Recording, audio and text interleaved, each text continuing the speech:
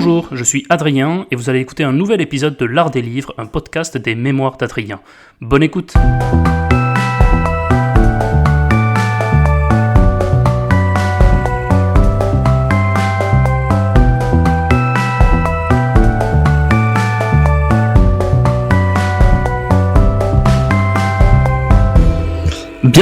Bienvenue dans l'Art des livres, le podcast où nous explorons ensemble la richesse de la littérature sous toutes ses formes.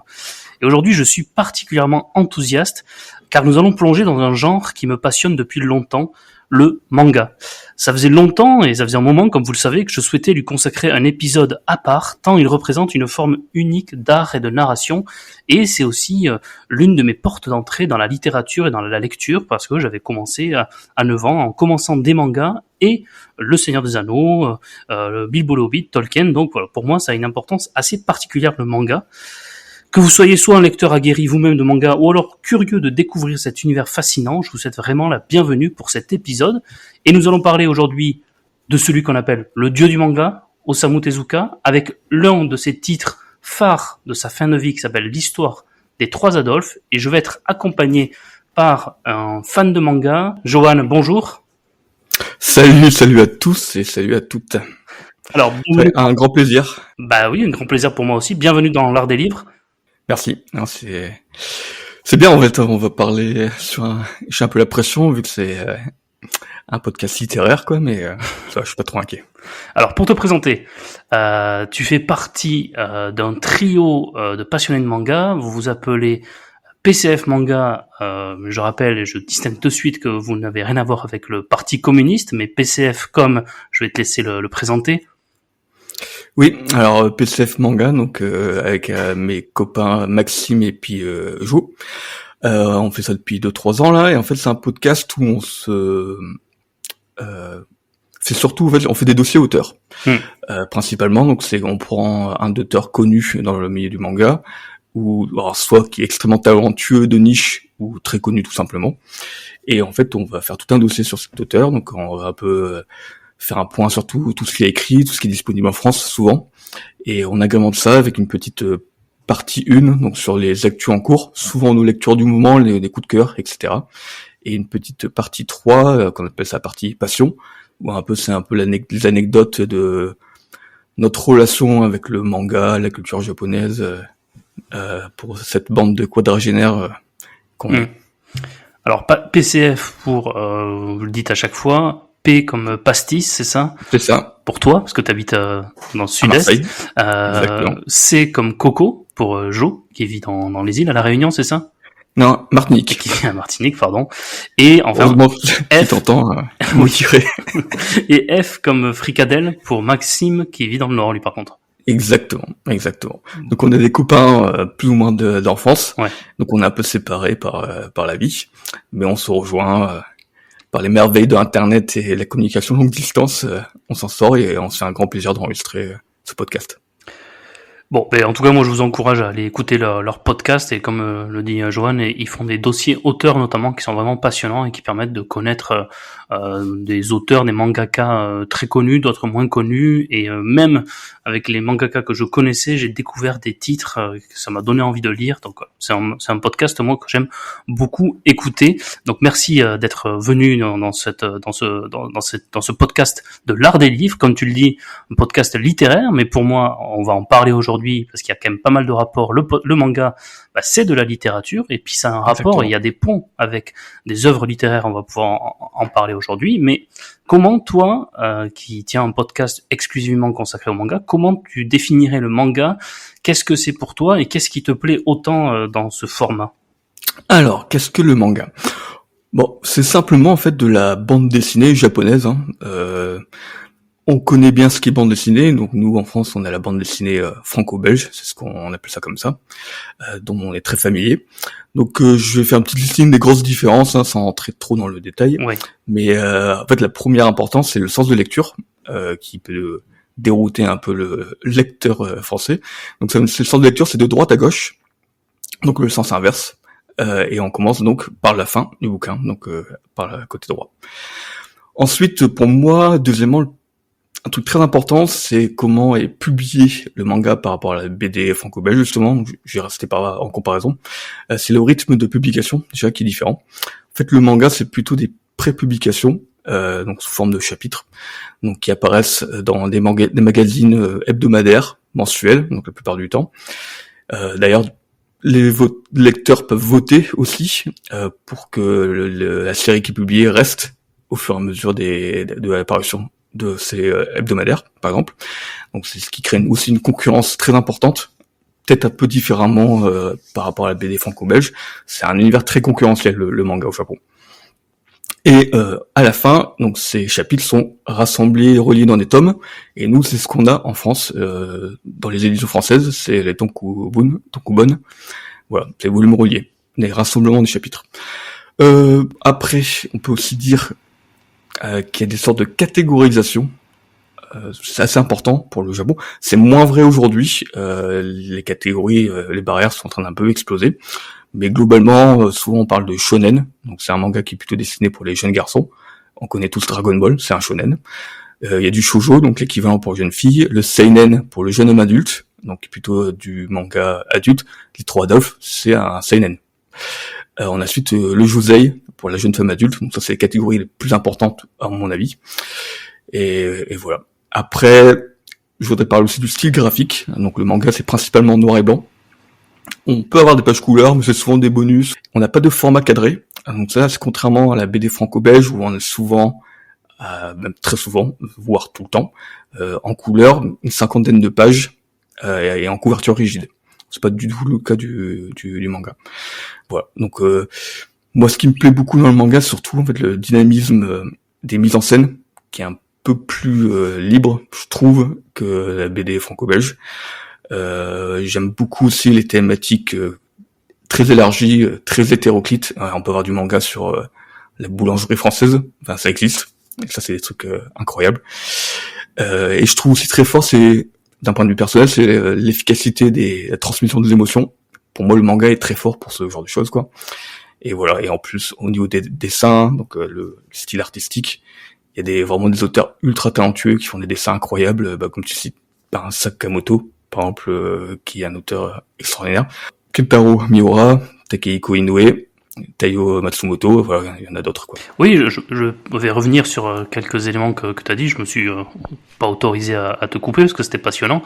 Mais d'abord, effectivement, le système de publication, c'est intéressant. On le voit dans un manga qui s'appelle Bakuman, qui est un bon manga en 20 tomes chez les éditeurs Kana, où on voit bien la façon dont est publié un manga avec ce système, comme tu dis, de prépublication dans des magazines, et effectivement quelque chose qu'on n'imagine pas forcément, mais qui est assez important, avec ces votes par les lecteurs, par le public. C'est presque de la télé-réalité du manga finalement, où comme à la télé où les gens peuvent voter pour éliminer, etc. Et là, c'est un peu pareil, parce que si vous n'avez pas assez de votes, si vous finissez dans les derniers au bout d'un moment, l'éditeur vous dit on va pas continuer la série parce qu'elle ne plaît pas. Donc avant d'avoir ces livres avec plusieurs chapitres composés de plusieurs chapitres, on a ce système de prépublication, ce qui explique, et ça a un impact sur le fond, c'est que ce qui explique que les chapitres sont pas vus de manière autonome, mais presque parfois, parce que on a des fins de chapitres qui donnent vraiment envie de continuer, et parfois on a des chapitres qui sont des petites histoires en eux-mêmes, parce qu'il faut vraiment donner envie chaque semaine, chaque mois au lecteur de poursuivre l'aventure. Donc ça a un véritable impact sur le fond en lui-même. C'est pas seulement une forme et une façon de publier, mais c'est un impact sur le fond. Et ça me fait penser un peu à ce qu'on appelait les romans feuilletons au 19e siècle, où des auteurs, et je pense au plus célèbre d'entre eux, Alexandre Dumas, ils ne publiaient presque que par roman feuilleton. C'est-à-dire que ces livres paraissaient d'abord en chapitres ou en petites parties dans des journaux, donc il vendait au chapitre ces livres. Donc ça lui permettait de se faire plus d'argent parce qu'il vendait plus comme ça en ayant des romans feuilletons, et puis ça lui permettait d'avoir une certaine manne financière et un certain confort pour pouvoir assurer ses livres. Mais ce qui fait que pour le coup, dans certains romans qui étaient publiés sous la forme de romans feuilletons, c'était un peu l'effet inverse, c'est qu'il y a certains chapitres où on se dit celui-là, il n'est pas forcément nécessaire, mais pour faire un peu plus d'argent, on rajoutait un chapitre dans le livre. Et parfois, lorsqu'on lit aujourd'hui certains romans, on se dit celui-là, je pense qu'il a été fait pour boucler une fin de mois. Exactement. Mais Ça fait penser à des mangas aujourd'hui, surtout dans l'animation, à ce qu'ils appellent les épisodes filler, où c'est vrai que ils inventent une histoire juste pour combler un trou, et c'est vrai que c'est des rythmes un peu particuliers, mais c'est comme ça. Et tu disais le dynamisme effectivement de l'action qui est permise par le manga. Je suis d'accord avec toi. Moi, j'aime beaucoup la façon, notamment dont le découpage est fait dans un manga et qu'on retrouve pas forcément dans la BD franco-belge. Et on a un véritable découpage d'action, c'est-à-dire qu'une action va être découpée en plusieurs dessins, et on va avoir, lorsqu'on a les meilleurs mangas devant nous, on va avoir comme si que on avait le dessin et l'action qui se déroulaient de manière mouvementée devant nous, quand le découpage est vraiment très bien fait. Tu parlais de Dragon Ball, lorsque tu suis un combat dans Dragon Ball, t'as vraiment l'impression de voir presque l'image s'animer, tellement il était fort. Bon, on en parle au passé maintenant, mais il était fort, Akira Toriyama, pour réaliser ce découpage, cette fluidité des actions, mais on peut en citer d'autres. Et on va parler aujourd'hui d'Osamu Tezuka, qui lui a fait des véritables innovations et des coups de génie en matière de dynamisme et d'enchaînement des cases. Moi, parfois, ce qui me dérange avec la BD franco-belge, c'est cette rigidité de la présentation des cases, où c'est vraiment tout est cadré, le nombre de pages, presque le nombre de cases par page, etc. Parfois, dans le manga, il y a une liberté, il y a même un personnage qui va tomber et qui va atterrir dans la case d'en bas de la page. C'est des petites idées comme ça qui rendent à chaque fois la lecture un peu plus dynamique, je trouve. Et enfin, tu parlais des thématiques. Là aussi, je trouve qu'il y a une sorte de liberté totale dans les thématiques. Il y a certains genres thématiques, certaines catégories dans la BD, que dans le manga, il va y avoir une énorme liberté. Tu parlais de ce manga sur le pain. C'est assez amusant de te dire que tu vas lire un manga sur le pain, et en fait, c'est super, quoi. Et je sais plus combien il y a de tomes, mais ils arrivent à faire une super histoire dessus, mais il y a des mangas sur tout. Et c'est parfois les plus drôles et les plus insolites. Non, mais on a fait un bon tour. Et ouais, en plus c'est marrant parce que Tezuka, c'est vraiment pile poil. C'est vraiment lui l'innovateur, et qui a justement créé cet aspect cinématographique du découpage. Et c'est vrai que c'est lui qui a mis ça en place dans les années 50. On va en parler justement un peu plus de lui, j'imagine, juste après. Mais on peut y aller, on peut commencer en parlant de Tezuka, une sorte d'entonnoir. On a commencé par présenter le manga de manière générale, avant d'aborder donc l'histoire dont on veut parler aujourd'hui, c'est-à-dire l'histoire des Trois Adolphes. On va présenter Osamu Tezuka, qui est souvent présenté comme le dieu du manga. Donc derrière cette appellation, pourquoi Joanne on l'appelle le dieu du manga?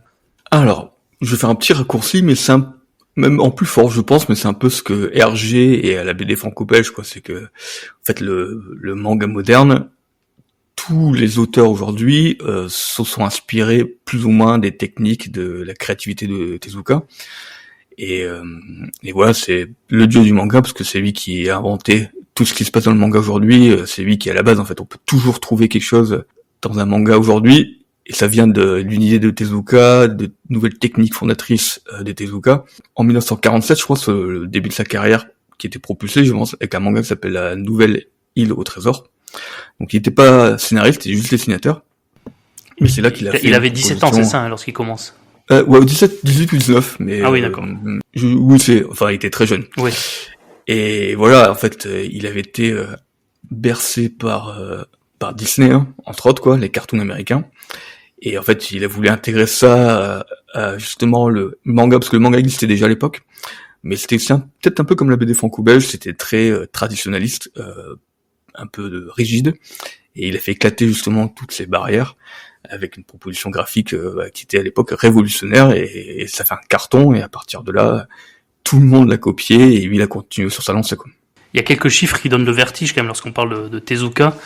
J'ai noté, il a dessiné 150 000 planches de bande dessinée dans sa vie, ce qui représente à peu près 700 albums. Je sais pas si on se rend compte de ce que c'est, quoi. 700 albums, des millions d'exemplaires vendus, dont 50 millions de son vivant. Je crois que son éditeur au Japon, il avait commencé à faire une anthologie de son œuvre de son vivant, et je crois que ça donne un total d'à peu près 500 numéros au total pour regrouper toute son œuvre, ce qui est monumental. Sans compter les planches disparues ou qui n'ont pas été utilisées. Oui, bien sûr, oui. C'est incroyable, c'est ce qu'il a fait. Mais c'était un gros travailleur, et voilà, on sent qu'il a été. Il avait une mission, c'était de faire que le manga soit populaire. Il a toujours été inventif, parce que c'est pas la seule révolution qu'il a fait, hein. Par exemple, justement, les premiers mangas. Il a aussi révolutionné l'animation. Donc en fait, donc je vous disais tout à l'heure, 1947, hein, donc c'est le début de sa carrière. Donc il commençait avec son rapide succès avec la nouvelle Île au Trésor.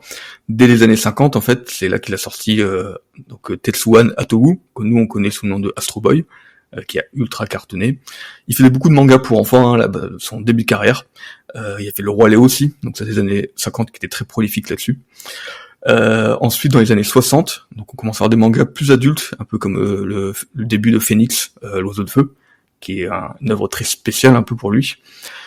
Et en plus ça tombait pile poil avec l'essor du manga sombre et sociétal pour adultes, on appelle ce style le Gekiga, qui était à mode à cette époque, quoi. Donc il va commencer à rentrer un peu dans cette sphère-là. Donc il était capable de faire des mangas pour d'enfants, en même temps des mangas pour adultes.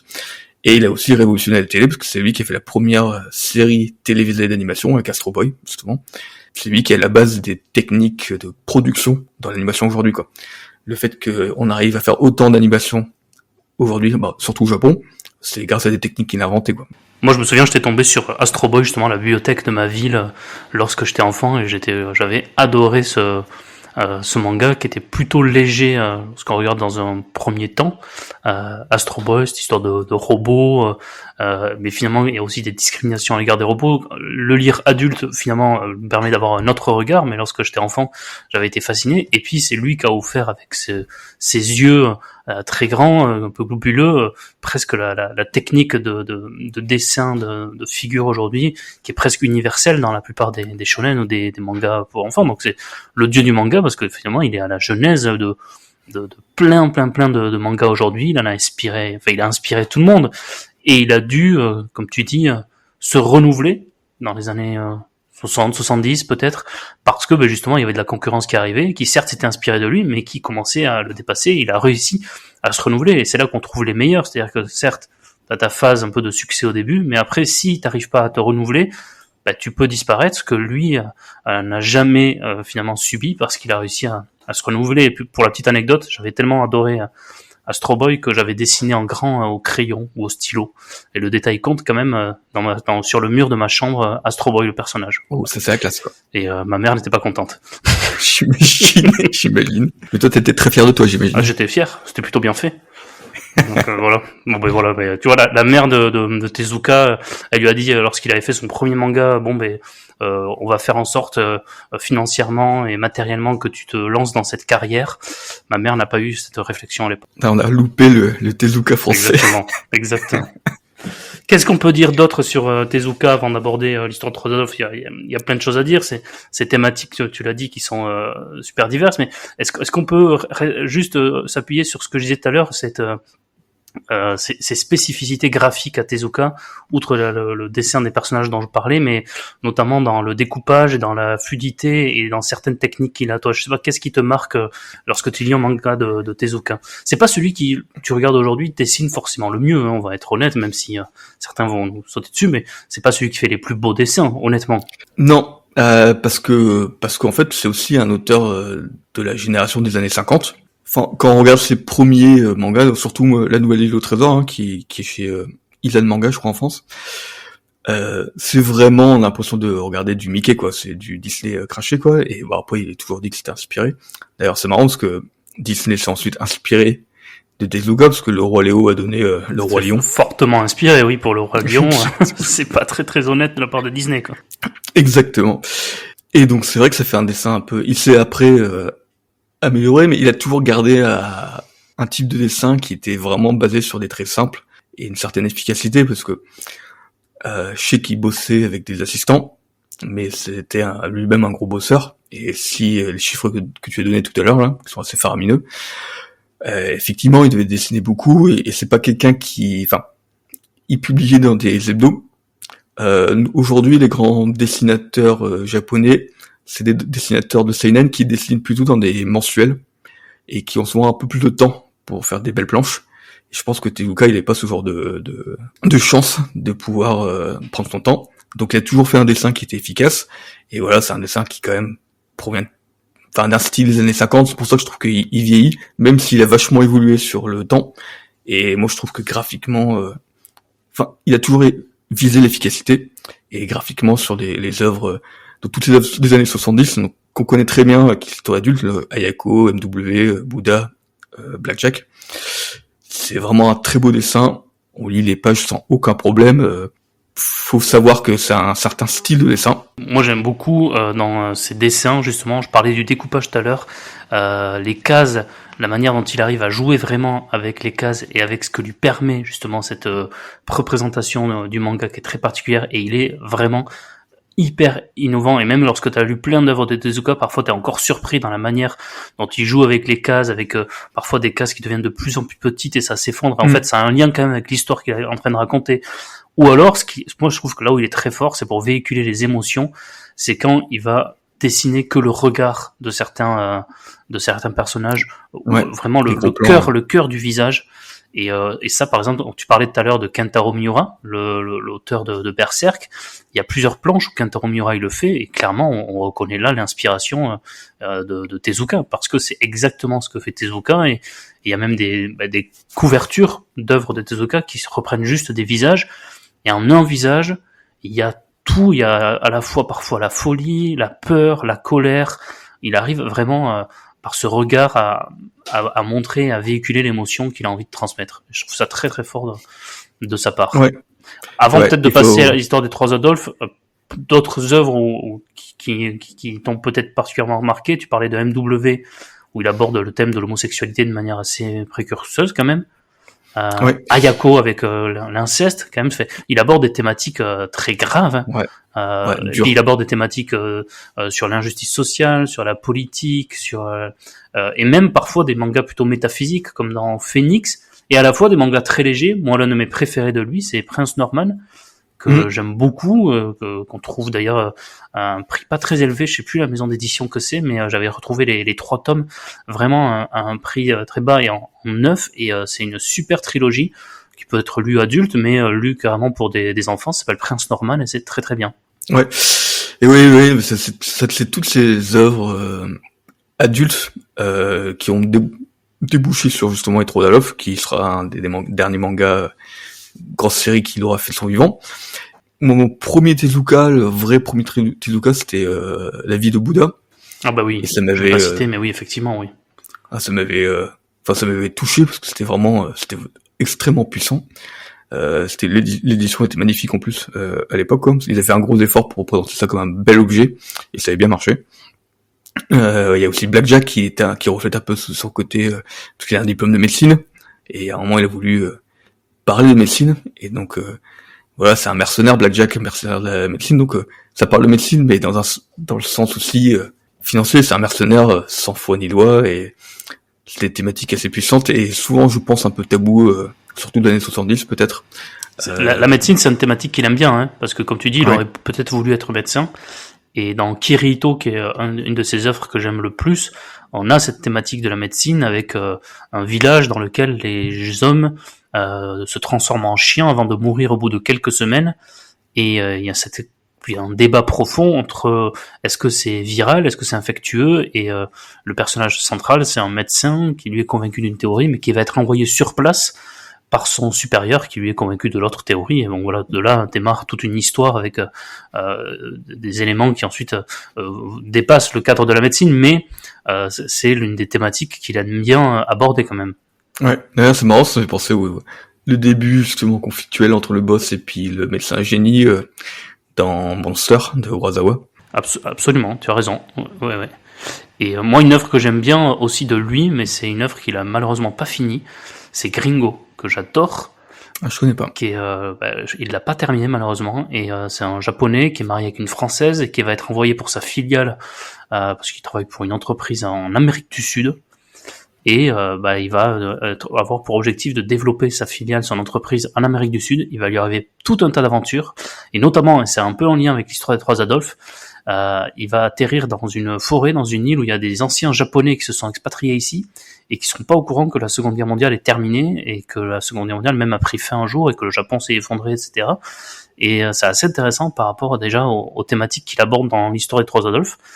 Et ça s'appelle Gringo, et c'est vraiment dommage qu'il ne l'ait pas terminé. Malheureusement, la maladie l'a emporté en février 89, C'est ça. Et mon année de naissance d'ailleurs. Donc comme tu dis, hein, j'étais sûrement le nouveau Tezuka, mais bon, d'autres personnes en ont décidé autrement.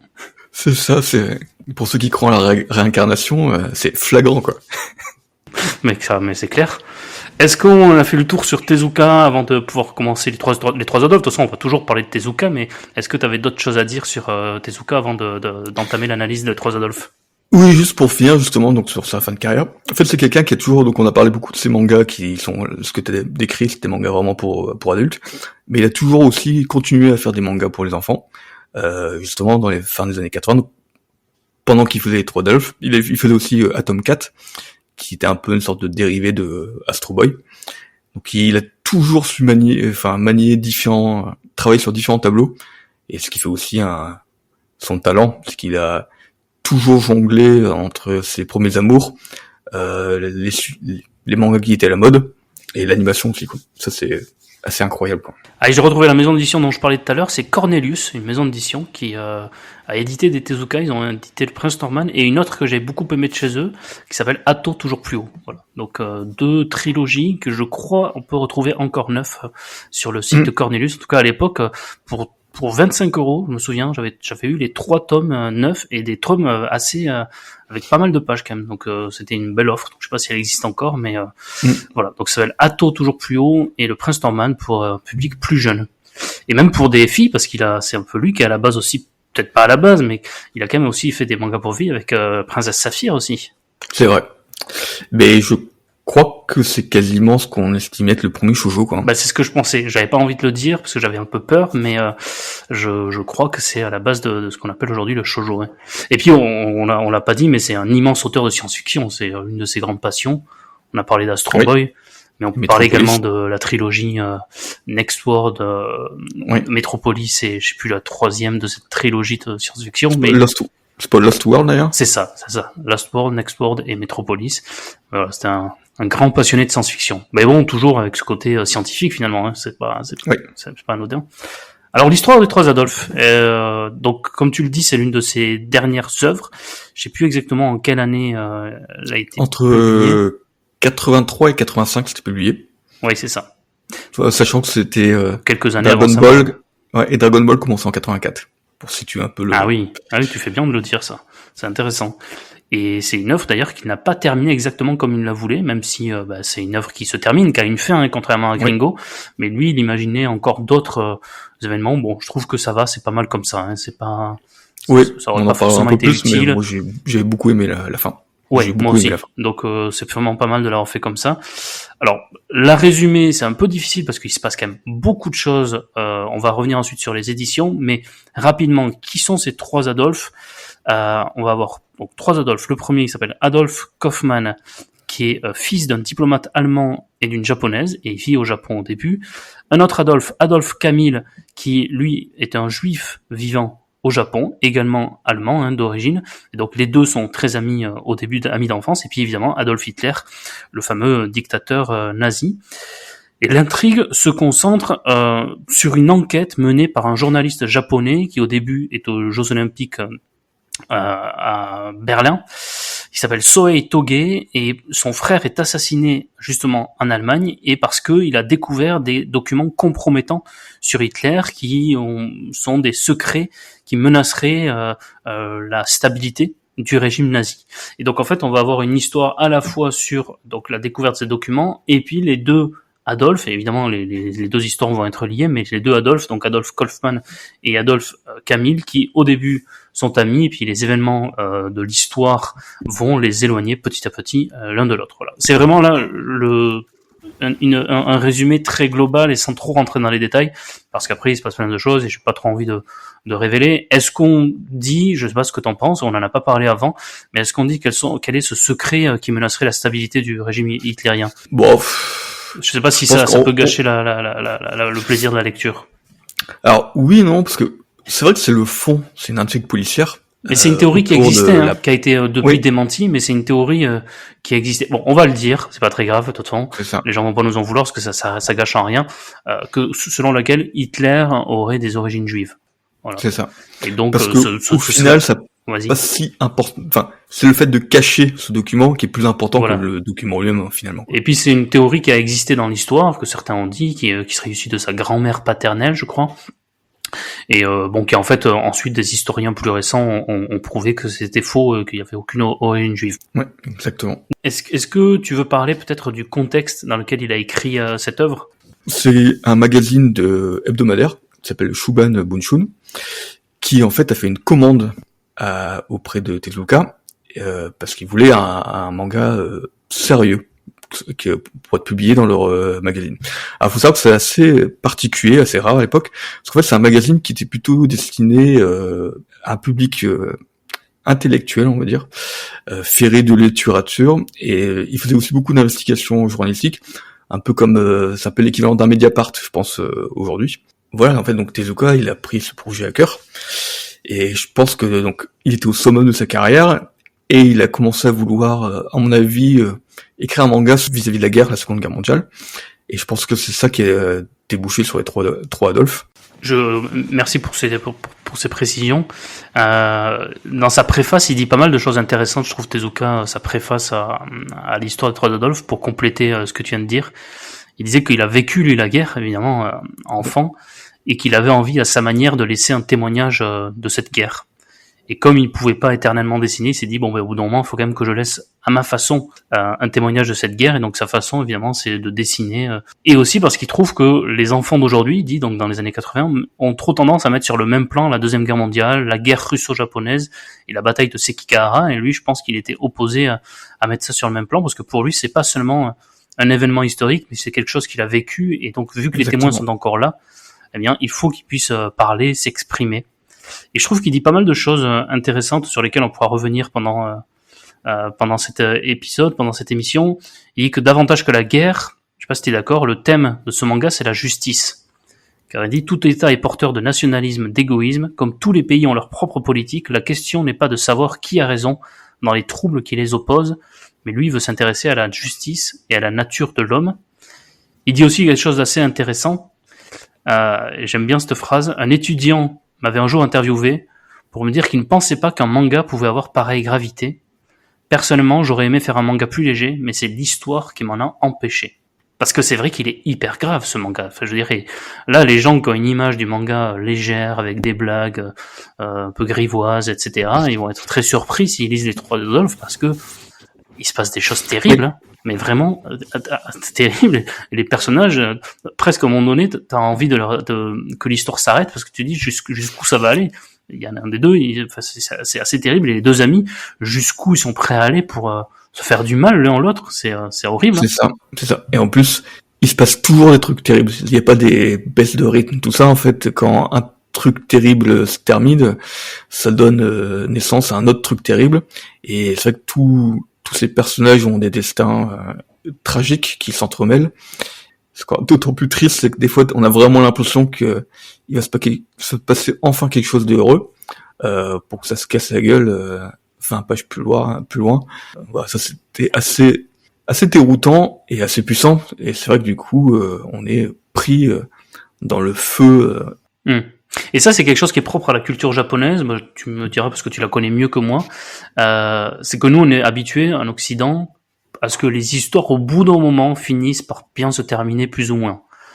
Et en fait, quand tu lis des mangas, tu es surpris parce que eux, ils n'ont pas du tout cette culture de, à la fin, faire en sorte que tout finisse bien.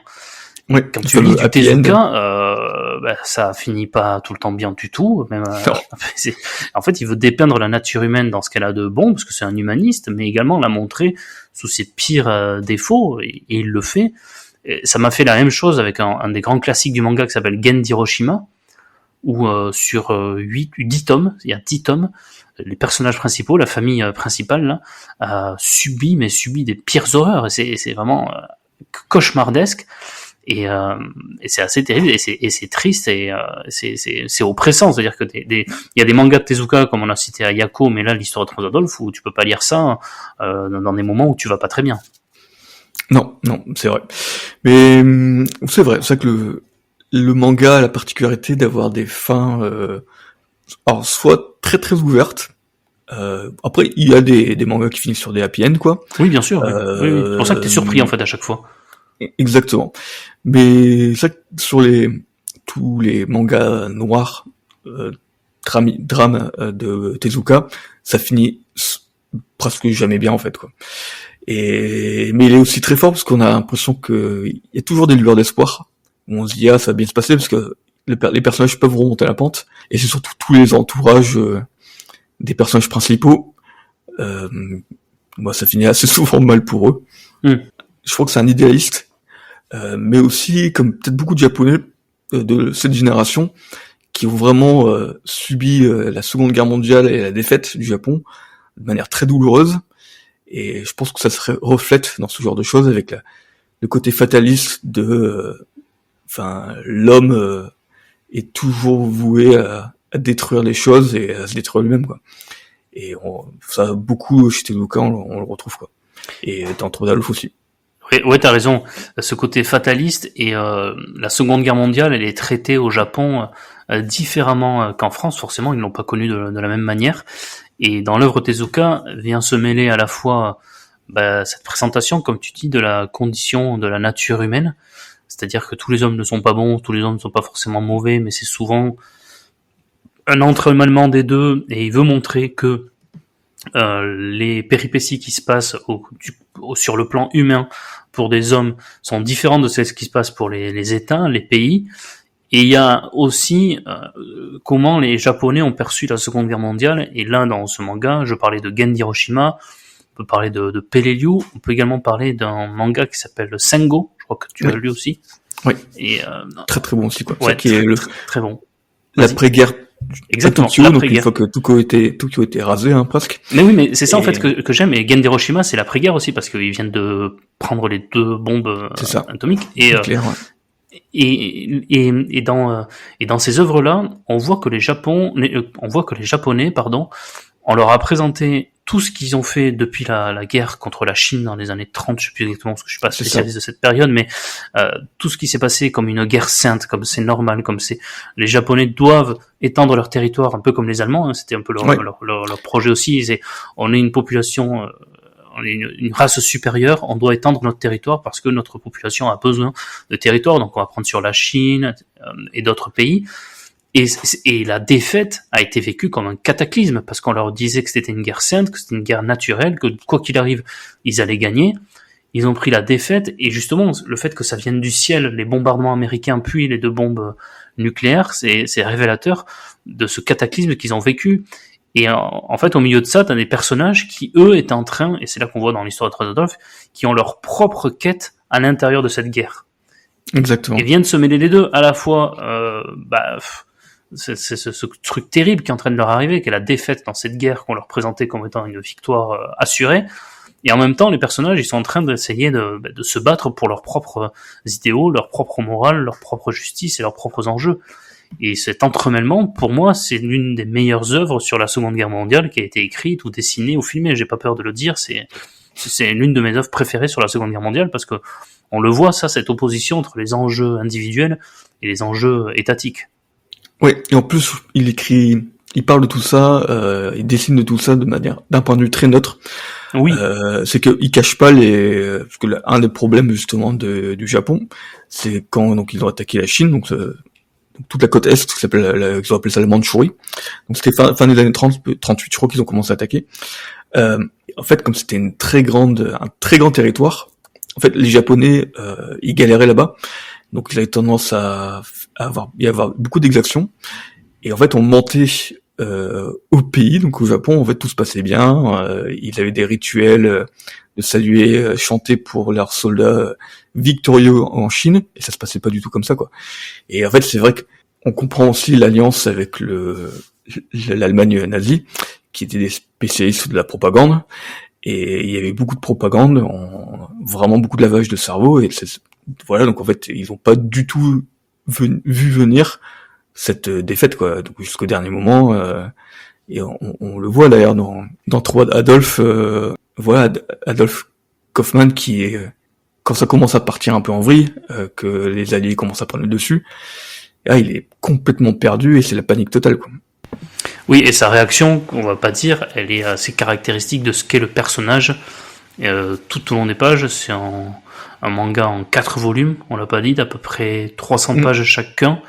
Donc il y a à peu près 1200 pages d'histoire. Donc les personnages ont le temps d'être développés. On va arriver là sur l'analyse des personnages, si tu veux bien.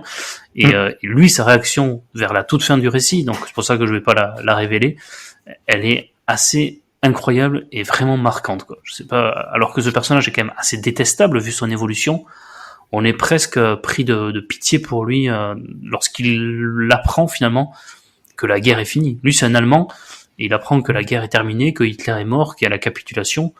Pour lui, et qui a été endoctriné par les jeunesses hitlériennes, c'est un monde qui s'effondre. C'est ça. Et dernière chose avant d'aborder les personnages, on parlait de la Mandchourie tout à l'heure, il y a aussi un autre mangaka, et on le retrouve vraiment dans beaucoup de mangas, c'est pour ça que je parlais de la portée de cet effondrement, de cette fin de la guerre.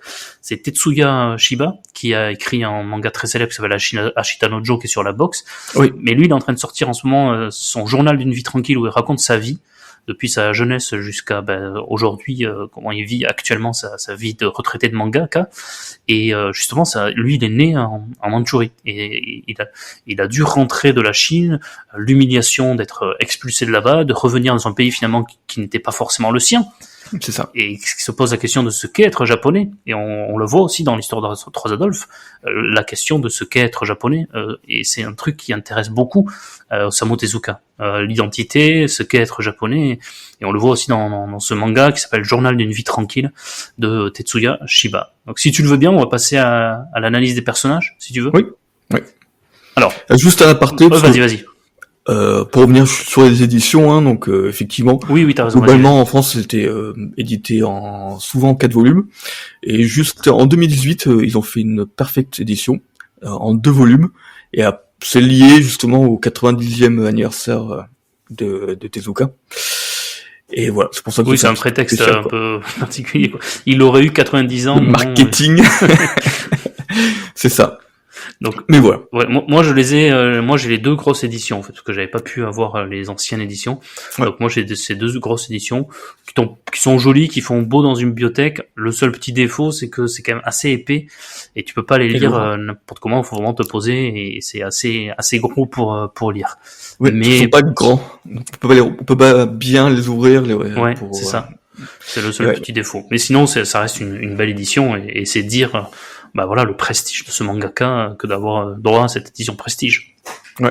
Moi, j'ai la moitié en perfect, et l'autre moitié, j'ai fait justement les éditions, donc les couvertures vertes, en sens de lecture français. Alors, parce qu'il y en a eu aussi avec plusieurs couleurs, là, rouge, jaune, bleu. Ouais, c'est ça. Il est toujours chez Tonkam, d'ailleurs. Il est globalement toujours chez Tonkam ou Delcourt Tonkam maintenant. Mais voilà, le sens de lecture français, quelle erreur, parce que vraiment, donc on est dans l'Allemagne nazie. Le Sieg Heil du bras gauche, parce que toutes les cases étaient inversées pour correspondre à la lecture. Alors, ils ont mis une note au début pour dire attention, ils expliquent pourquoi on voit des bras gauches, mais je trouve que ça casse. Enfin, vraiment, ça casse tout.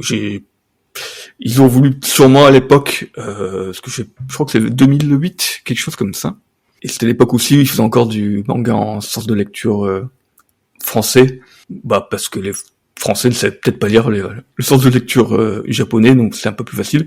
Mais là, c'était une erreur, parce que justement, des trucs importants comme ça, moi, je trouve ça un peu gênant. Oui, mais non, je suis d'accord. Donc voilà. Bon, du coup, pour la retrouver, parce que c'est pas tout le temps le cas de certaines œuvres de Tezuka, c'est facile à trouver avec cette édition Delcourt Tonkam, mais toutes les bonnes médiathèques normalement doivent l'avoir, parce que ça fait partie des grands classiques du manga. Lorsqu'on cite les grands classiques, chez Tezuka viennent souvent l'histoire de Trois Adolphes ou la vie de Bouddha dont on parlait tout à l'heure. Les personnages, j'aimerais bien commencer peut-être par Hitler en lui-même, parce que on a Adolf Hitler dans ce récit, et il apporte presque une touche, c'est assez particulier à dire, mais il apporte presque une touche de légèreté et d'humour, Hitler, dans l'histoire, parce qu'il est grotesque en fait. Il est grotesque, caricaturé à mort. Il est caricaturé, il est pas effrayant du tout. Il est incohérent. D'un coup, on se demande pourquoi, alors qu'on pense qu'il fait confiance à un personnage. Ensuite, il va le faire arrêter pour le faire tuer. Il est tout le temps dans l'incohérence, dans la folie. Il est vraiment présenté comme étant complètement fou et omnibulé par cette question de la judéité et de ses supposées origines juives. C'est ça. C'est vrai que c'est assez marquant. Et c'est vrai que du coup Tezuka c'était beaucoup documenté pour cette série. Et mais bon, vu comme il dépeint Adolf Hitler, on sent qu'il a exagéré le trait de caractère, vraiment presque de la folie, quoi. Mais du début à la fin, en gros, il est fou, colérique. Et alors, je sais pas si c'est comme ça en vrai, mais sûrement pas autant. Et c'est vrai que du coup, c'est marrant. En fait, c'est une folie en plus qui se propage auprès de toute la hiérarchie nazie, hein, parce que des fois, en fait, ils sont face à du fanatisme. Et c'est là le côté fanatique nazi, ça c'est assez bien représenté de un gourou complètement excentrique, un peu fou. Voilà, les gens autour de lui deviennent fanatiques, quoi, complets, quoi. Oui, et ça apporte, comme je disais, une touche d'humour parfois même dans le manga parce que il est tellement grotesque et finalement le seul personnage auprès de qui il devient un peu cohérent, etc. C'est la fameuse Eva dont il était amoureux et avec qui il s'est marié dans les tout derniers jours de sa vie avant de se suicider. Voilà, donc il y a ce personnage féminin qui est représenté. Après, de quel autre personnage on peut parler? Peut-être les deux autres Adolphe, donc Kaufman et Camille. Oui. Qui au début sont amis d'enfance en fait. C'est ça. En fait, c'est Adolf Camille, donc qui est le juif allemand. En fait, Adolf Kaufmann, donc en fait, sa mère est japonaise et son père est un diplomate allemand nazi. Donc en fait, il est moitié japonais, moitié allemand. Justement, là, on parle de comment définir l'identité japonaise. Pile poil sur son personnage, qui est compliqué parce qu'il est entre je suis japonais, j'ai vécu tout au Japon, et mon père est allemand, et il va m'envoyer en Allemagne dans les écoles hitlériennes. Et en fait, il va déchirer entre ses identités tout au long du récit, donc ça qui est assez poignant. Et au début, il a pas envie d'y aller d'ailleurs. Lui, il veut pas y aller, et c'est là qu'on voit l'évolution d'un personnage, parce que quand on le voit au début et puis 1000 pages après, c'est assez renversant. C'est ça. Et ce qui est assez marrant, c'est qu'il y a des personnages secondaires qui sont comme assez importants. Donc Elisa, en fait, c'est une petite qui va être... je sais pas si on peut spoiler un petit peu, mais... Tu peux, vas-y, oui. Globalement, en gros, elle va être sauvée par Adolf Kaufmann, donc il commence à être... en fait, il est toujours au bord de la haine totale envers les juifs qui lui a été endoctriné dans cette école hitlérienne, quoi. Et il a toujours, en fait, des gens qu'il connaît très proches, par amour, par amitié, comme avec le Adolf Camille. Et en fait, on a toujours l'impression qu'il va arriver à ne pas basculer du côté obscur, on va dire, justement parce que il est amoureux, et il est amoureux d'une juive, donc ça pose problème. Il a un ami juif, etc. Et en fait, la force de Tezuka, c'est aussi le fatalisme, de dire que oui, mais normalement, il va quand même basculer, et c'est pour ça qu'en fait... il y a toujours cette lueur d'espoir, il va dire, en fait, peut-être qu'il a un bon fond, ce Adolf Kaufmann, peut-être qu'il va se souvenir de ses origines, de ses amitiés, et en fait, pas trop. C'est ça qui est un peu tragique pour lui, et pour les personnages autour de lui, quoi. Oui, et ça rejoint la théorie, la fameuse théorie de Hannah Arendt, qui est la banalité du mal, qui avait écrit cette théorie sur laquelle le mal n'était pas forcément chez un être absolument diabolique, brillant et qui était un monstre, mais que chez n'importe quel individu presque lambda pouvait sommeiller le mal. Et Adolf Kaufmann d'ailleurs, parce qu'il ressemble à Eichmann, il a un peu cet archétype de la banalité du mal, parce que il a un meilleur ami qui est juif lorsqu'il est enfant. Ensuite, comme tu dis, il tombe amoureux d'une juive lorsqu'il est en Allemagne, alors qu'il est quand même dans les jeunesses hitlériennes. Et c'est l'endoctrinement par l'éducation qui va petit à petit. Ça se fait pas radicalement. C'est ce que j'aime aussi, c'est que son endoctrinement, on le voit vraiment progressivement, même dans les lettres qu'il envoie à sa mère. Et lui-même se pose la question, est-ce que je suis allemand, je suis japonais? Il essaie de s'auto-persuader qu'il est allemand parce qu'il a envie de l'être.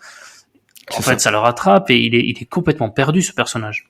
Exactement. Il est complètement perdu. Et d'ailleurs, ces derniers combats, va y avoir entre lui et Adolf Camille. Là, je le dis pas parce que ça révèle quand même quelque chose d'important. Mais leur lutte finale, en fait, il y a une sorte de renversement complète des valeurs. Oui. où l'un commence à défendre les opprimés et l'autre va finalement défendre pas ceux qui oppriment, mais ils vont plus être du côté du même côté de la barrière. Oui. Et ça montre bien que c'est des personnages quand même assez complexes, parce que même Adolphe Camille, il est quand même assez complexe comme personnage. Oui, mais c'est ce qui fait que c'est une fin, moi je trouve vraiment super bien réussie, parce que c'est vraiment une sorte d'inversion des rôles complètement inattendue, et ça c'est assez incroyable, et ça reste encore dans la tristesse absolue, parce qu'en fait on s'attache à ces personnages, à leur destin tragique, quoi, et en fait... et tu dis bien d'utiliser le mot tragique, parce que c'est une vraie tragédie, hein. Tu sens que ça peut pas bien finir.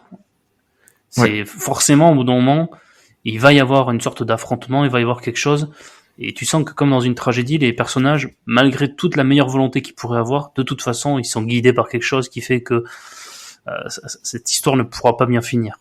Et donc c'est une véritable tragédie. Et d'ailleurs, à un moment donné, le personnage Adolphe Kaufmann se compare à Hamlet. Oui, c'est assez original de se comparer à Hamlet, d'ailleurs, qui était un héros anglais. Mais Hamlet, dans le sens où il rentre et son beau-père, enfin sa mère s'est remariée, enfin il se passe des choses, et il se compare à Hamlet. Et chez Shakespeare, l'habitude de Shakespeare, c'est quand même que tout le monde meurt plus ou moins à la fin. C'était pas de bon augure ce genre de comparaison. Ouais, et donc sans forcément révéler ce qui va se passer, on a ce côté tragédie qu'on retrouve chez Shakespeare et qu'on retrouve là dans l'histoire des trois Adolphes. Adolphe Camille, toi t'en as pensé quoi de ce personnage qui est du coup l'enfant juif, fils d'un boulanger, je crois? C'est ça. Alors c'est pareil, hein, dont le père donc Isaac va se retrouver en Allemagne, qui va connaître aussi un sort un peu compliqué, qui va participer à la rivalité et la détestation entre les deux Adolphes, quoi. Et alors finalement, avec du recul, je trouve que il n'a pas été vraiment mis en vue dans le manga. En fait, on voit plus le journaliste Sohei Toge, qui est le narrateur, en fait, le témoin du récit, et qui va justement faire vivre l'intrigue policière autour des documents secrets. Je trouve qu'on le voit bien au début, parce que c'est un garçon qui va défendre le petit Adolphe Kaufmann, qui se fait embêter par d'autres de son école. Après des petits points, on va le retrouver justement quand il va se tomber amoureux de Elisa, la petite protégée de Adolphe Kaufmann, donc il va encore rendre les choses compliquées. On retrouve un peu plus vers la fin du manga ou vers la fin réelle de la guerre, donc après les bombes, les bombardements, et en fait justement dans le final. Mais je trouve l'histoire est quand même très centrée autour de Adolphe Kaufmann, sur son devenir, et de Sohei Toge, donc qui va être poursuivi lui aussi, qui va vivre caché, etc., et qui va se retrouver au Japon et qui va rencontrer aussi les deux Adolphes, quoi. Oui, je suis d'accord avec toi, mais je crois que c'est parce qu'en fait, lui, il a pas vraiment de questions morales à se poser. Oui. Tout ce qu'il a à faire, c'est évident, parce que il subit, il vit des drames, et il essaye de survivre même économiquement pendant la guerre, etc.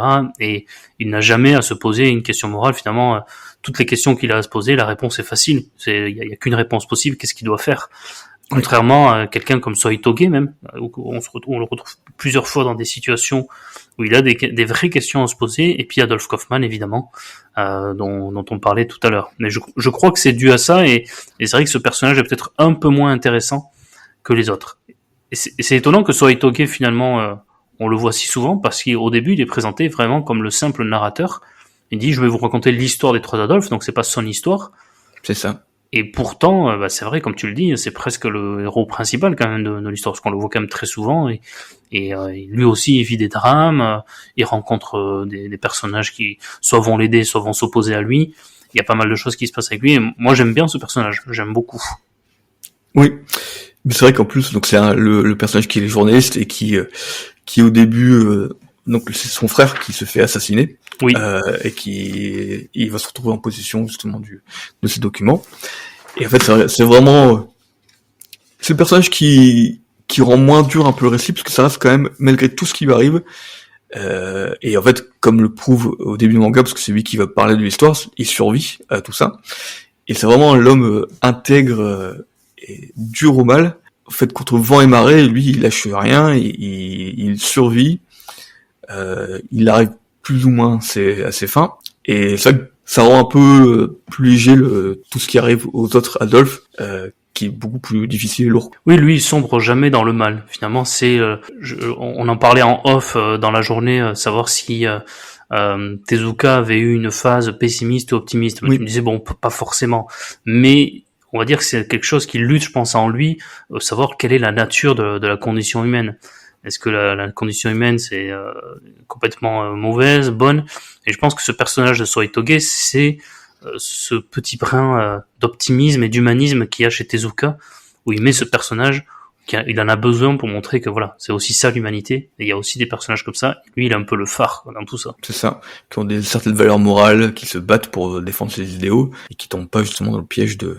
Ouais. Après il y a plein de personnages comme secondaires, comme celui de la Gestapo, qui est un peu tout le temps là, qui est un peu presque le Javert, qui est tout le temps pour le pourchasser. Lampe, ouais c'est ça.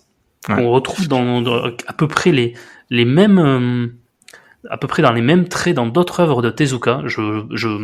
J'arrive pas à savoir dans lesquelles, mais je l'ai déjà vu dans d'autres livres. Alors évidemment c'est pas le même personnage, mais les mêmes traits de personnage avec presque les mêmes caractéristiques, et c'est marrant qu'il utilise parfois des personnages qui se ressemblent. Un peu comme ton ami Max aime beaucoup Mitsuru Adachi, mais Mitsuru Adachi, quasiment tous ses personnages dans toutes ses œuvres se ressemblent. Oui. Et il le dit, c'est volontaire, parce que c'est comme si que c'était des acteurs que je faisais tourner dans différents films. Mais Tezuka l'a dit souvent pour justement les méchants, pour qu'on reconnaisse bien le méchant, il avait tendance à faire toujours à peu près les mêmes traits. Je savais pas. Là, ça se voit. Lui, tu vois, je me suis dit, je l'ai déjà vu quelque part. Et pareil que le type des services secrets japonais, là, Akabane, lui, inspecteur Akabane.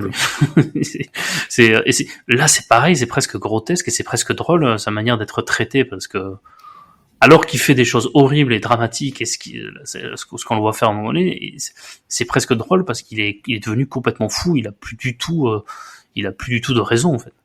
Oui, c'est ça. Il est, c'est la réflexion. Tout son être est tourné vers la poursuite des documents, et tous les moyens sont bons pour y arriver.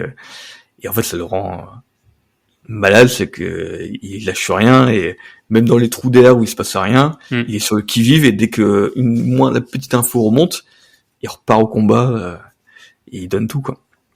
Alors, il y a un autre personnage que je trouve intéressant, j'aimerais bien qu'on en parle. Alors il y en a beaucoup, hein, donc même si on révèle parfois certaines choses qui se sont passées dans l'histoire, rassurez-vous, si vous le lisez dans un mois, que sais-je, vous allez oublier les petits détails qu'on a donnés, parce qu'il y a quand même pas mal de personnages, et il se passe beaucoup de choses sur 1200 pages, donc rassurez-vous, vous allez quand même avoir très dense, le plaisir de la lecture.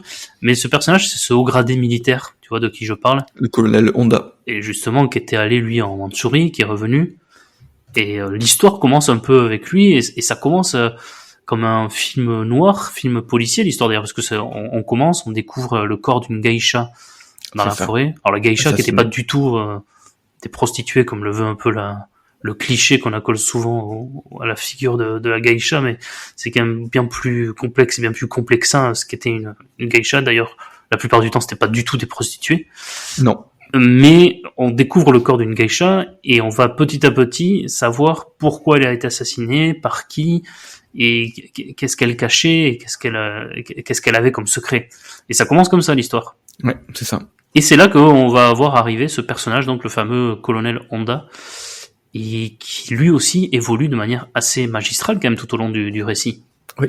Il a ses fameuses valeurs militaires, mais en même temps, il est amoureux d'une femme, donc parfois ses valeurs, il va les mettre un peu de côté pour les intérêts personnels et sentimentaux. Et puis, il arrive des choses avec son fils aussi, et là, c'est pareil. Donc j'ai bien aimé, moi, le traitement de ce personnage, du début à la fin.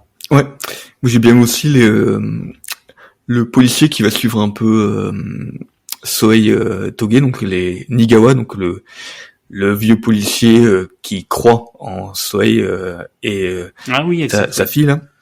Ouais. Et ça c'est marrant du coup. C'est marrant parce qu'en fait tous ces petits personnages secondaires à un moment vont se retrouver dans le feu de dans l'intrigue. Ils vont s'approcher à un moment d'un des Adolphe ou de l'entourage des proches des Adolphe. Donc il y a la mère de Adolphe Kaufmann qui est la mère japonaise, Yukie. Donc ça c'est marrant, c'est que du coup c'est amené, il y a quand même l'intrigue comme trame de fond. Et en fait, il y a toujours les Adolphe qui vont se retrouver un peu liés à l'intrigue pour ressortir de l'intrigue instantanément. Et c'est vrai que ça fait un effet qui ça dynamise la lecture et qui tient en haleine tout le long. C'est clair. Ouais. Et Tezuka peut quand même parler des choses profondes et susciter un peu les émotions justement de tous ces toute la côté dramatique de l'évolution des Adolphe. Et c'est pour ça que tous ces personnages secondaires, on les oublie assez vite. Oui. Et pourtant, en fait, quand ils réapparaissent un peu et on se dit tiens, c'est vrai que il a rencontré Adolphe à ce moment-là, un tel Adolphe ou l'autre. Et je trouve ça très intelligent. Bon, c'est là aussi qu'on voit que Tezuka, c'est un mangaka d'un énorme talent, c'est qu'il arrive à recoller les morceaux sans aucun problème, quoi. Même lui, lorsqu'il refait ressurgir un personnage, il est lui-même conscient que ça s'est passé il y a assez longtemps et il rappelle au lecteur, est-ce que vous vous souvenez de lui? Il s'adresse directement au lecteur parce qu'il se doute bien qu'il y a quand même une grande chance pour qu'on l'ait oublié, pour savoir exactement ce qu'il avait pu faire. Donc là, c'est toute l'intelligence de Tezuka. Et d'ailleurs, là, il le fait pas trop dans cette œuvre parce que c'est une œuvre épique et tragique, mais il a une manière de briser le quatrième mur, Tezuka, dans beaucoup de ses œuvres, et ses œuvres les plus légères, qui est absolument merveilleuse. C'est l'un des meilleurs dans cet exercice qui est très périlleux. Ça peut être très mal fait, le brisage de quatrième mur. Lui, il le fait très bien, ainsi que les anachronismes. C'est un génie de l'anachronisme. Pour ça, c'est très fort. Il dit dans sa préface qu'il regrette un peu, et je suis pas forcément d'accord avec lui, il regrette un peu de pas avoir accordé une place assez importante aux femmes dans cette histoire, parce qu'il avait, lui, un grand amour pour sa femme qui lui a permis, il l'a tout le temps remercié d'écrire parce qu'elle faisait tout à côté. Et donc lui, il a fait que dessiner, écrire. Et donc, c'était presque parfois une sorte de reconnaissance envers sa femme que de mettre en place des personnages féminins, indépendants, héroïques et forts. Et là, il considère que il l'a pas assez fait dans cette histoire. Alors quand même, je trouve que les femmes dans cette histoire sont assez fortes, sont moralement là aussi résistantes, elles sombrent jamais dans le côté obscur. Elles représentent également cette part d'humanisme et d'amour, que ce soit, comme tu dis, la mère d'Adolphe Kaufmann, mais aussi l'institutrice, qui est assez importante. Et également un personnage important, c'est la fameuse tenancière de bar, qui va attendre son mari et qui est très touchante. Une fille aussi, Elisa, dont tu as parlé tout à l'heure. Donc il y a quand même plusieurs personnages féminins, je trouve, qui sont importants et qui sont plutôt mis en valeur, moi, dans cette histoire. Ouais, je trouve aussi qu'ils ont été mis en valeur.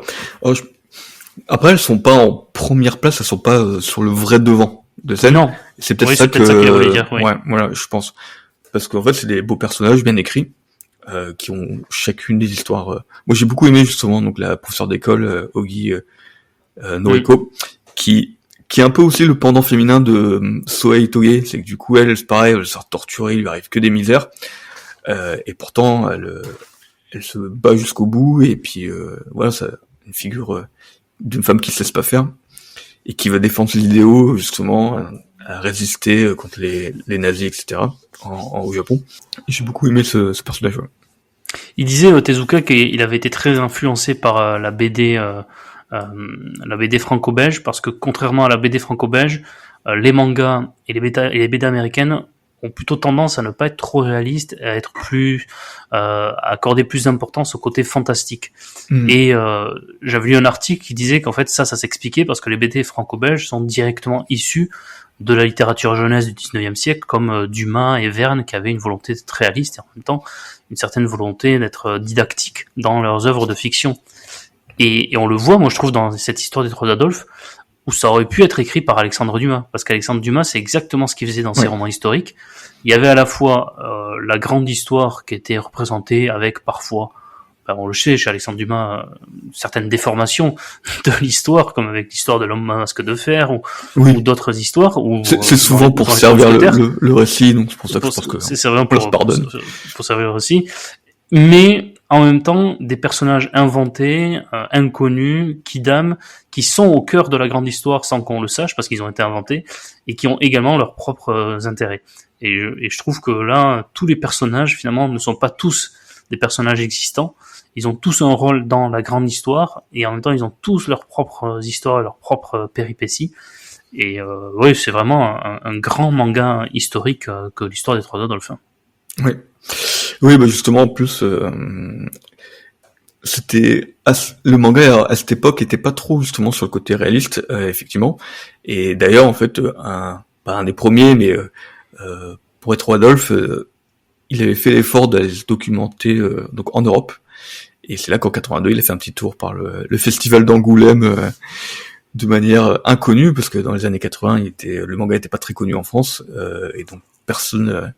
Il y a Tezuka qui se baladait dans les rues d'Angoulême et personne savait qui c'était, quoi. Oui, non mais c'est incroyable de s'imaginer ça. C'est-à-dire c'est comme si que je sais pas moi Spielberg il se baladait dans un festival en France du cinéma de n'importe quel cinéma et qu'en fait personne ne le reconnaît alors qu'il y a Spielberg dans le festival, quoi. C'est ça. C'est un peu l'équivalent. C'est incroyable de s'imaginer Tezuka se balader dans les rues d'Angoulême, personne ne le reconnaît et lui il devait être fasciné. Et ouais. Et donc là, c'est cet aspect documentation réaliste qui était vraiment un trait de la BD franco-belge. D'ailleurs, effectivement, comme tu disais, toutes les grandes BD des années 50 franco-belges, c'était souvent tiré des histoires de l'aventure de Jules Verne. Il y a beaucoup de trucs de Tintin qui sortent de l'esprit Jules Verne, quoi. Et ça, c'est quelque chose que les mangas ont effectivement copié. Et est-ce que il y avait d'autres choses dont tu voulais parler sur l'histoire de Trois Adolphe? On commence à en avoir fait un petit peu le tour. Quand tu m'as dit on va parler de l'humour dans les Trois Adolphe, quoi. Au début, avec le recul, alors que je l'ai relu il y a vraiment pas longtemps, je voyais pas en fait. Et puis après, c'est vrai que ça commence à rentrer les caricatures Adolf Hitler, quoi. Et c'est vrai que parfois, il y a des petites scènes humoristiques qui rentrent rapides, juste pour couper un peu l'effet lourd du récit. C'est ça, c'est exactement ça. Ouais, mais... c'est permettre de souffler un peu parce que 1200 pages de torture, de viol, de crimes, de meurtres, de guerre, de bombardements, parce que les bombardements sont durs à soutenir, etc. 1200 pages comme ça, c'est d'un homme qui perd son frère, l'autre qui perd son père, qui perd sa fille. C'est hallucinant. Tout ce qui se passe quand même dans ce récit, c'est nécessaire qu'il y ait des moments où on souffle un peu. C'est ça. C'est pas des moments où on va éclater de rire, hein. C'est des moments où on va sourire un tout petit peu. Je parlais de la caricature de Hitler. Il y a même des scènes où ils se battent, où c'est tellement grotesque la manière dont ils le font que bon, c'est presque un peu drôle. Crédible, ouais. Je suis d'accord. Mais il y a quand même besoin de ces scènes parce que sinon c'est pas tenable. Non, ça. Et ouais, t'entends les traits des personnages qui sont un peu déformés, hein, donc c'est du manga, donc un peu le côté fantaisiste, des traits un peu déformés, exagérés, émotifs, ouais, qui sont justement pour alléger et qui soulignent le côté un peu comique de certaines situations. Mais c'est très rapide, subtil, ce qui fait que c'est pour ça que quand tu m'avais parlé, sur le coup, je me rappelais pas qu'il y en avait. Oui, parce qu'on n'éclate pas de rire non plus, c'est pas. Donc ça impacte pas négativement du tout, je trouve. Le manga, quoi. Alors il y a Osamu Tezuka qui s'est placé aussi dans le manga. Il joue, je crois, un chauffeur de taxi. Enfin, il s'est dessiné, je crois, en chauffeur de taxi. J'ai pu voir. C'est ça. Voilà. Je crois qu'il se place toujours dans ses œuvres. Et là, il l'a fait. Donc après, Où est Charlie? Si vous le lisez ce manga, le petit jeu, ça sera essayer de retrouver Osamu Tezuka parmi ces 1200 pages. Il y a juste une petite case où il se dessine. C'est ça. Donc c'est Tezuka qui a inventé le caméo. Exactement. Non, mais t'as raison. Il est à l'origine de tout cet auteur. Oh, puis il est facilement reconnaissable avec son béret. C'est ça. C'est pas très difficile à le reconnaître. Bon, mais je crois qu'on a fait le tour de l'histoire des Trois Adolphes. Alors évidemment, on peut pas en faire un tour complètement exhaustif, mais on a quand même abordé pas mal de choses, que ce soit ses thématiques, ses personnages, son récit, mais sans trop révéler de choses qui se passent dans le récit. Et on a essayé de vous faire comprendre à quel point, voilà, le manga, ce n'est pas que, mais c'est aussi certains titres, parce qu'en fait, ce que je dis souvent ici ou sur YouTube ou sur Twitter, c'est que le manga, c'est un genre, c'est une façon de raconter des histoires, comme tu dis, c'est de la bande dessinée japonaise. Oui. Donc il va y avoir des mangas où il va y avoir beaucoup de légèreté, que de la violence et tout, mais il va y avoir aussi des mangas tragiques, des mangas policiers, des mangas sportifs. Il y a des mangas pour tous les genres, il n'y a pas de limite sur les thématiques. Donc c'est à la fois pour les adultes, les enfants, et c'est tout à fait sérieux. Et lorsque vous lisez l'histoire de Trois Adolphes, pour moi, c'est l'équivalent d'un grand roman historique de la littérature classique. Exactement. Et en plus, pour justement au niveau littéraire, d'ailleurs, les Japonais font souvent des mangas sur les grandes œuvres, enfin, faire un manga sur les grandes œuvres littéraires, et des fois c'est plutôt bien réussi, quoi. Hein, donc Eh ben, j'étais venu en parler d'ailleurs chez Ouais, vous. justement. On avait parlé de ça, de certaines œuvres littéraires qui étaient adaptées en manga, et il y en avait qui étaient réussies. On avait pu parler des Misérables, de Ouais, Crime et Châtiment. je l'avais, Les Misérables, je l'ai, et je trouvais qu'effectivement, c'est très, très, très, très réussi, quoi. Il y a d'autres un peu plus ratés, comme la Métamorphose, je me souviens, qui m'avait un peu traumatisé. C'est ça. C'est des Mais partis pris, c'est ça. pas Il réussi, y a quoi. de vraies réussites. Alors peut-être avant de conclure, puisqu'on t'a ici dans ce podcast littéraire, donc on va en profiter. Peut-être, allez, le choix est cruel, mais allez, entre 3, 4, 5 autres titres de manga que tu conseillerais, en dehors de Tezuka. Est-ce qu'il y a d'autres titres de manga que tu conseillerais à nos éditeurs, soit pour découvrir le manga, soit pour pas forcément découvrir le manga, mais quels seraient pas tes tops, mais voilà, comme ça, instinctivement. Et est-ce que tu as, allez, 3 œuvres littéraires, là cette fois-ci purement littéraires, sans dessin, des romans ou des essais ou autres que tu conseillerais à quelqu'un qui entre dans une librairie? Je pose la question à chacun de mes invités lorsqu'il vient sur le podcast littéraire, donc il n'y a pas de raison que tu y échappes. Alors, je pensais en premier à Ainsi par la Zarathustra, qui est une œuvre très facile d'approche. Je crois que il y a un moment, j'avais voulu, bon, c'est un il a été adapté en manga. Ah oui, il a été adapté en manga de manière plutôt bonne, pensé. avec un jeune footballeur qui se blesse et qui a envie d'abandonner. Et il y a une sorte de Nietzsche qui arrive et qui lui parle. Et non, il est bien. C'est plutôt bien pour comprendre vraiment les bases premières de la philosophie nietzschéenne. C'est ça, parce que le livre en lui-même, je me souviens d'avoir essayé de le lire et j'avais pas réussi, quoi. Pour revenir un peu sur le manga, alors du manga qui reste une approche non habitué vraiment à ce que le manga. Il y a l'auteur Taniguchi, Hiro Taniguchi, qui fait plein de trucs. Moi j'ai relu il y a pas très longtemps L'Homme qui marche, qui est vraiment une balade contemplative, le gourmet solitaire qu'il a fait aussi. Oui. Son œuvre qui est très connu, c'est Quartier lointain, sinon. Quartier lointain. Ou le sommet. Moi je préfère le sommet des dieux, mais il y a Quartier lointain, oui. Oui, le sommet des dieux sur l'alpinisme. Ouais. Voilà, après il y a des auteurs un peu fantaisistes qui m'ont beaucoup marqué, donc Taiyu Matsumoto. C'est pareil, c'est des œuvres un peu à part. Mais après il y a des grandes œuvres, les shonen, le Dragon Ball, qui sont, alors pour des gens qui lisent de nos âges, c'est plutôt à faire découvrir à leurs enfants. Mais ça reste du manga qui est efficace en fait. On a beau dire c'est un manga cheap, pas terrible, en fait non, ça l'est vendu à des millions d'exemplaires parce que ça touche tout le monde et c'est vraiment efficace, quoi. Moi après j'ai toujours été un grand lecteur de littérature science-fiction, donc le manga de science-fiction c'est quelque chose que j'aime beaucoup. Alors à des approches un peu plus difficiles, mais moi Tsutomu Nihei est un de mes auteurs préférés, parce que c'est un créateur visuel hors pair, assez incroyable. Enfin, pour moi il est unique là-dessus. Est-ce qu'il y a une œuvre que tu pourrais citer pour nos auditeurs qui auraient envie de le découvrir? Blame, donc B-L-A-M-E, avec un point d'exclamation, qui est son auteur c'est vraiment son manga le plus connu, et qui est vraiment à l'essence de ce qu'il est comme créateur, et qui est incroyable, et c'est un manga que je relirai, c'est dans mon top 5 de manga, mais c'est un manga que je relis tous les 5 ans, facile. Et qui je ne vieillis pas pour moi. Après, à la limite, en manga assez facile d'accès, qui est du Tezuka, quand même, La vie de Bouddha, moi je trouve que c'est vraiment assez... il est super, il est magnifique ce manga, et facile à lire. C'est une biographie un peu fantaisiste, imaginaire, mais une biographie quand même de Siddhartha, qui ensuite deviendra Bouddha. C'est ça. Et qui, pour un lecteur... ça marche pour n'importe quel type de lecteur, La vie de Bouddha, en fait. L'histoire elle-même est magnifique, même pour des jeunes, même s'il y a des côtés un peu sombres aussi, mais pour un lecteur aguerri, voilà, c'est une belle vision de Siddhartha, de Bouddha, très intéressante. C'est pareil, c'est très long, mais c'est extrêmement intéressant. Voilà, après je pense... écoute, oui, t'as donné quand même pas mal de bons titres en manga, soit du Taniguchi, du Nihei ou du Tezuka. On pourra ajouter Urasawa peut-être, qu'on aime bien tous les deux. Voilà, Naoki Urasawa, qui est aussi un grand mangaka contemporain.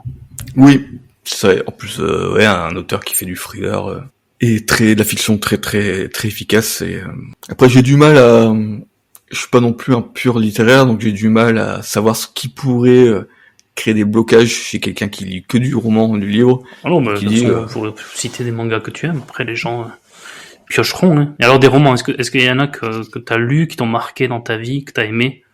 Alors moi c'était j'ai lu beaucoup d'SF quand j'étais jeune, donc tout ce qui est A.E. Van Gogh, donc c'est vraiment de la SF américaine très vieille. Isaac Asimov, bien sûr, Fondation, c'est pareil. Je lis moins maintenant parce que je lis beaucoup de mangas. De mangas. Ouais. Mais c'est vraiment un auteur incroyable. Il y a, alors j'arrive jamais à dire correctement son nom, mais un auteur japonais de romans, Haruki Murakami. Oui. Et il y a pas mal d'auteurs japonais, j'ai pas le nom, qui ont fait des trucs très chouettes, des mangas, des auteurs des années 80 et qui sont très réels, très durs, parce que du coup c'était une époque un peu compliquée pour les jeunesses japonaises et qui étaient un peu pas dans le moule, donc qui étaient assez punk tout ça, et voilà des livres sur la drogue, et qui parlent aussi de les problématiques de l'après-guerre, donc toute l'influence américaine qui a impacté des fois positivement ou négativement des Japonais qui étaient perdus justement. Donc ça c'est un des auteurs que j'aime beaucoup. Et après tout ce qui est, j'ai toujours aimé la littérature russe, donc Gogol, Dostoïevski. Voilà, du coup c'est pareil, c'est des trucs qui m'ont beaucoup marqué parce que voilà c'est la littérature assez particulière. Comment est décrit le peuple russe a toujours été, c'est assez fort. Je sais pas si à l'époque, si c'était réaliste ou pas quoi, mais c'est vrai que c'est extrêmement intéressant et ça change pour le point de vue occidental français que j'ai, et c'est des lectures que j'avais assez jeune quoi, donc ça m'a d'autant plus marqué.